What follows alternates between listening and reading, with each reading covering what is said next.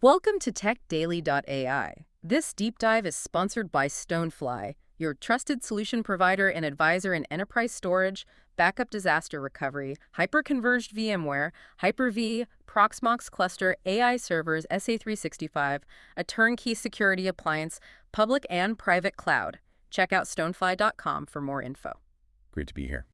So today we're zeroing in on Sony's brand new headphones, the WH-1000XM6 wireless noise canceling, the latest ones. That's right. The XM6s. You flagged these, and our mission really is to get under the hood, see what's significant for you listening, cut through the tech jargon, and just highlight the real improvements and, well, any potential downsides too. Absolutely. It's interesting because after the XM5s, which had that big redesign. Yeah, quite different visually. Exactly. This time it feels more refined. It's been 3 years longer than usual between models. Yeah, 3 years is a fair wait in headphone time. And the focus seems to be really on the core stuff. Sound, noise cancellation, practical hardware tweaks, rather than another major visual change. Okay.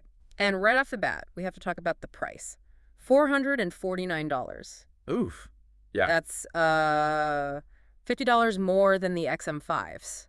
And actually puts them above the Bose QuietComfort Ultras too.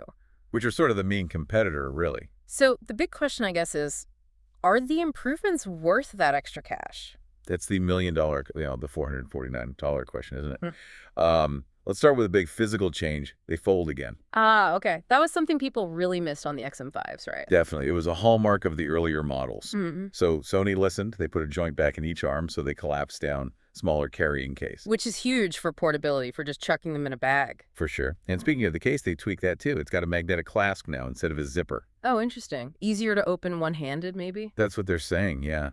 Sounds like a small thing, but, you know, those little touches add up in daily use. True.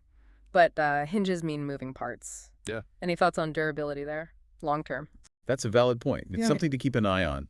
Hinges are convenient, but they are a potential point of failure down the line compared to a fixed design. Right, makes sense. Okay, so beyond folding, what else is new physically?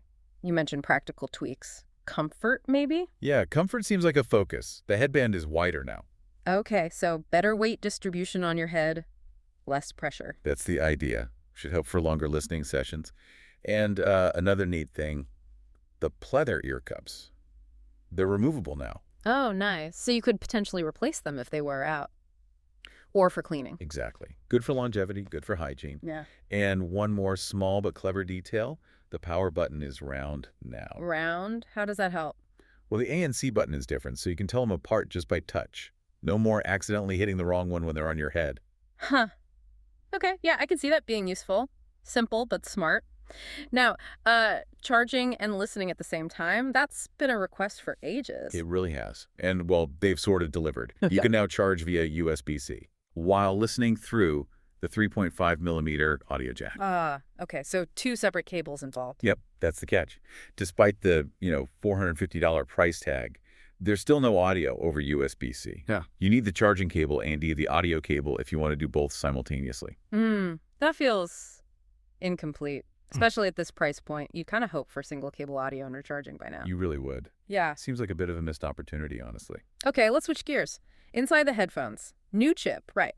Sony's making big claims about noise cancellation. They are. They're saying this new processor delivers, and I quote, class-leading active noise cancellation. Better than the XM5s, better than the competition. Wow. Considering how good the XM5s already were. Exactly. If they've genuinely surpassed that, it's seriously impressive. And the transparency mode, letting ambient sound in, still sounds natural, apparently. And you can still activate that quickly by covering the ear cup. Yep, that quick attention mode is still there. Cover the right ear cup, music lowers, ambient sound comes through. Very handy. Cool. What about the sound itself? They mentioned audio engineers, new drivers. What's the verdict there? They're aiming for clearer vocals, more detail. They consulted with engineers at their own music studios, apparently. So, turning it for accuracy. Seems like it. Initial impressions suggest it's still got that characteristic Sony sound, though dynamic, quite bass-forward. Which some people love, some might want to tweak. Is the EQ still there? Oh yeah, the 10-band EQ in the app is still available, so you can definitely tailor the sound if the default isn't quite your thing. Yep. And multi-point Bluetooth is still supported. For connecting to 2 devices at once. Right. And Sony's LDSC codec for higher quality Bluetooth audio if your device supports it. Okay. Now, There's always some new software feature, isn't there? What's this spatial audio upmixing thing? Sounds a bit gimmicky. Yeah, that seems to be the general feeling from early reports. It's in the Sound Connect app. Options to simulate different spaces like a room, coffee shop, movie theater. Applied to regular stereo music. Exactly. It tries to create a virtual surround effect. But the reviews suggest it sounds pretty artificial, not very convincing. So, probably something you'd try once and then ignore. Most likely, yeah. Probably not a major selling point for most people. Just Sony keeping up with the spatial audio trend, maybe. Gotcha.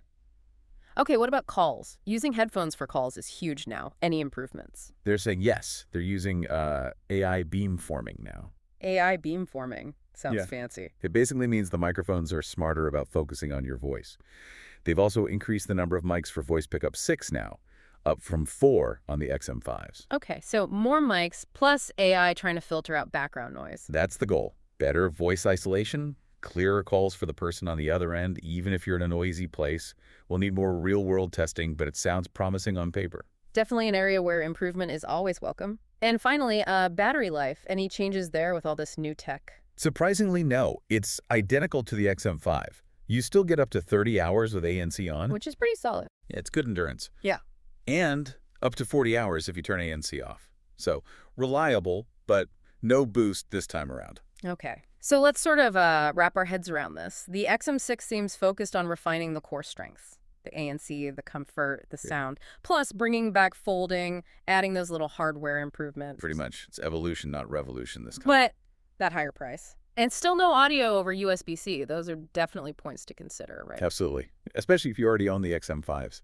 Is there enough new stuff here to justify upgrading immediately? Maybe not for everyone. It sounds like Sony's betting on those core refinements, particularly the noise cancellation, being enough to command that premium. It does seem that way. They know they have a strong reputation in those areas. Yeah. So it boils down to how much you value those specific improvements, the potentially even quieter ANC, the added comfort, the folding convenience. Right.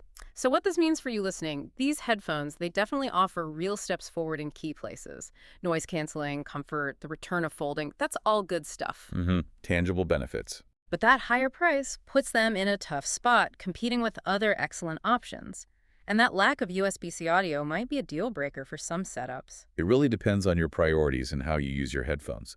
Sony's clearly confident, though. This deep dive really highlights how competitive this premium headphone space is. Even small, incremental upgrades come with a noticeable price bump. Yeah, it makes you really think about how much you're willing to pay for that absolute top-tier noise cancellation or that slightly more refined sound in your day-to-day. Exactly. And finally, a word from our sponsor, StoneFly. If you're looking for robust and secure data storage solutions, you might want to check out StoneFly's latest offering. Oh, yeah. What's that? It's a 100 TB immutable and air-gapped SSO NAS. It's available now for $8,995, designed to provide a really secure, protected environment for critical data. 100 TB immutable, air-gapped. Yeah. That sounds serious. It does. If that sounds like something you need, you can find out more over at StoneFly.com.